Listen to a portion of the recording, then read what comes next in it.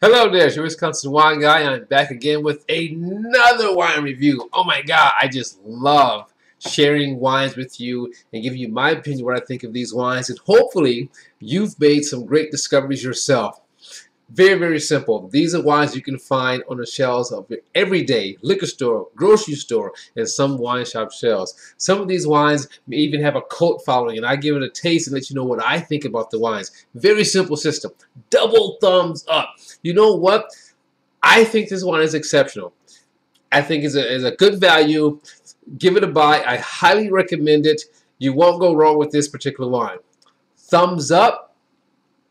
Again, a good wine, good buy, nicely balanced, very good structure. I believe you'll enjoy it, you know. 3/4, if that wine is being poured at a party, I'm drinking it. I am going to enjoy that wine. And you know what? If it's exceptional, I may even keep some at home so I can share with people. But if it's at a party, I definitely want to turn it down. Halfway, not so much for me. I mean, there was something about the wine that was missing, and it was out of balance, you know, its structure, you know, there's something missing. This didn't work for me. But doesn't mean it won't work for you. Again, these are all my opinions. Thumbs down.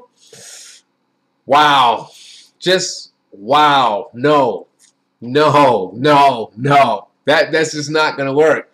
All right. Now, here's a wine, or here's a brand that probably needs no introduction, but we're going to give it an introduction anyway.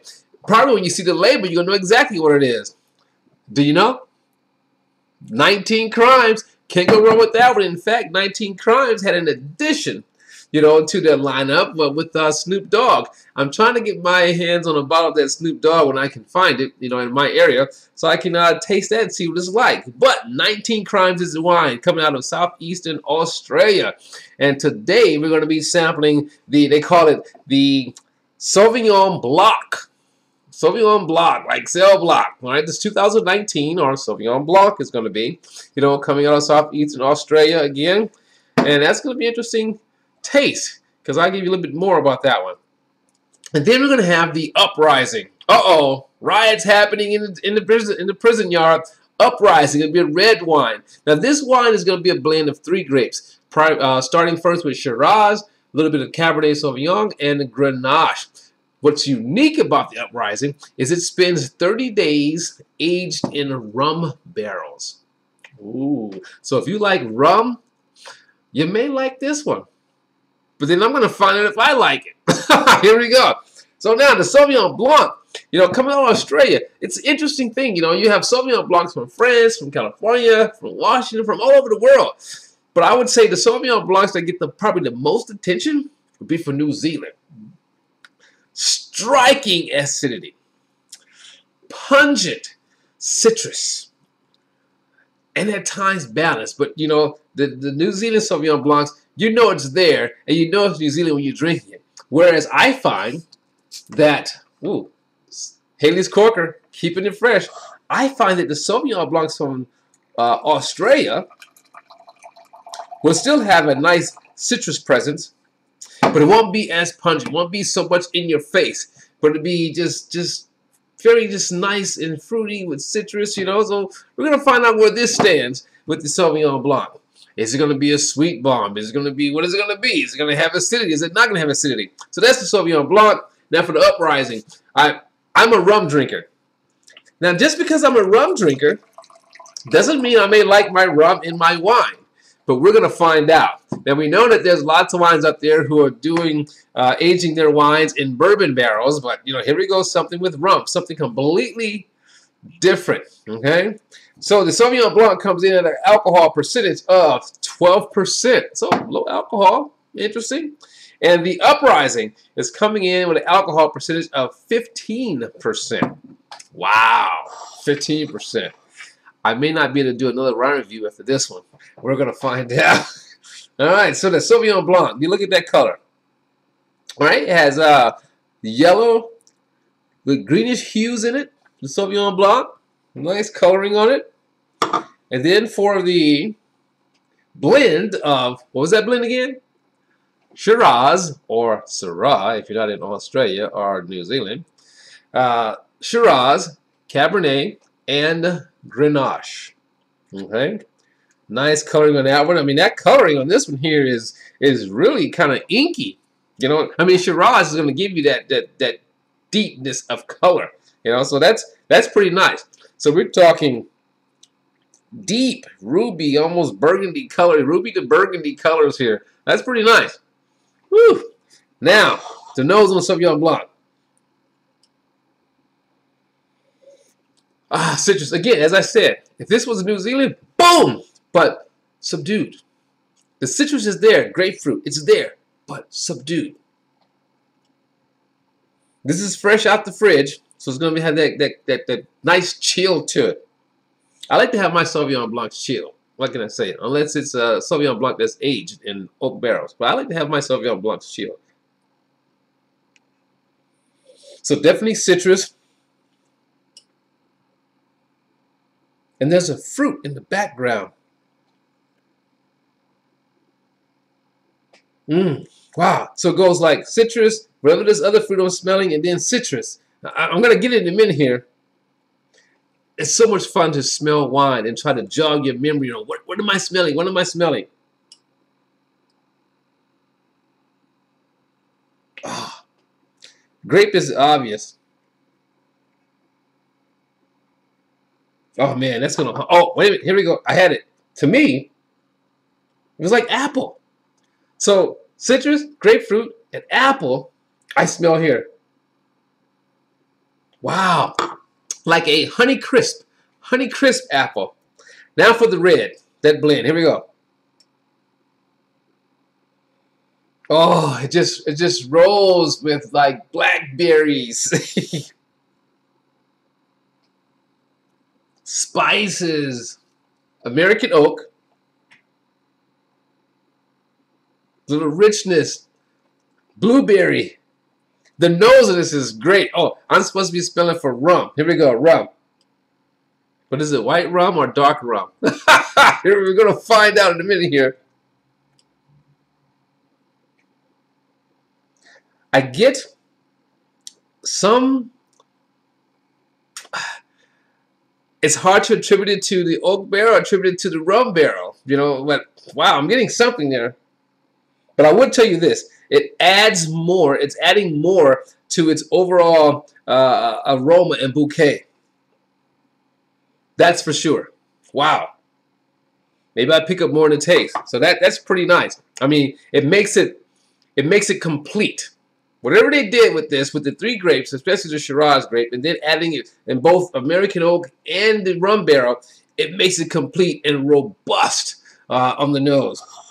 Now for the taste, 2-step process. First step is a rinse. Gotta rinse, you know. Whatever I've had, if I chewed some gum or something, I want this wine to take over everything. And also I want to get a feel for the acidity, red or white. No acidity, no play. You know how I roll. Here we go.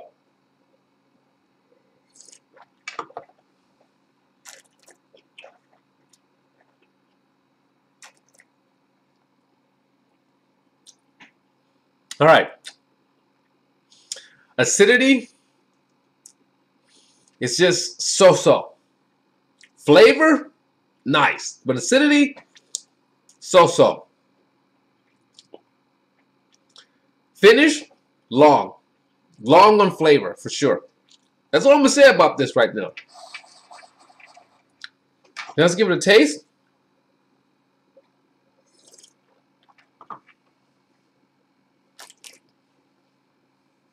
It's a little sweeter, you know, than what I thought.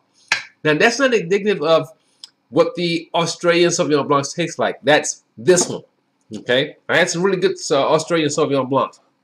This one has a little sweetness to it, you know, which I think kind of compromises a lot of the characteristics coming from, it can come from this particular grape, all right? Now, for the red,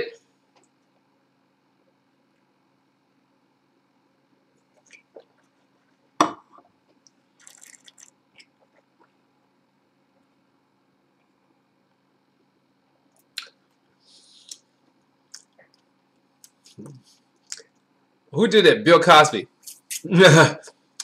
Definitely get those hints blended and in the background of the rum. barrels. Wow. But it doesn't skip on the fruit. The fruit's right there. You know, fills the mouth.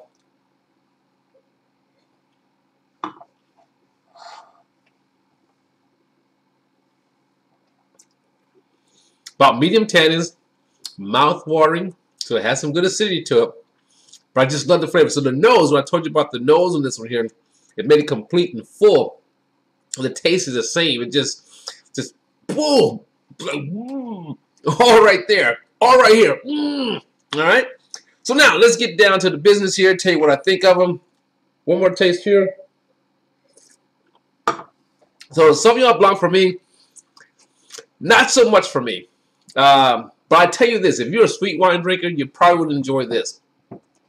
I just think it's the subtle sweetness, you know, and for me in this case, a lack of acidity that exists, you know, it takes away from the Sauvignon Blanc, the grape, its varietal character, you know. But I think for someone who likes sweet wines or who wants to like an easy drinking Sauvignon Blanc, this would be that. And again, this doesn't represent Australian Sauvignon Blancs by any means, okay? So that's that one. Halfway on that one, not so much for me. You know, I expect a little bit more. I mean, I don't mind the softness and the fruitiness and the subtle citrus, but I don't want it to just to have that sweet. You can kind of pick up on that residual sugar. Now for this one here.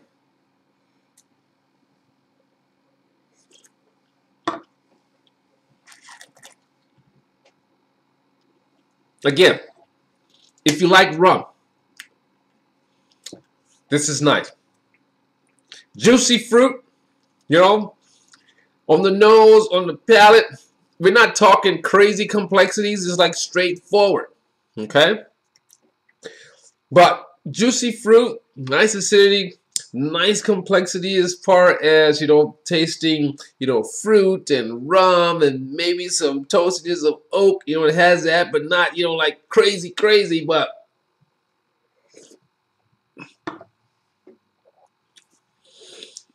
so, if you like rum, and it's not dominant rum that you can actually taste it. You have to actually like rum to even know what rum tastes like.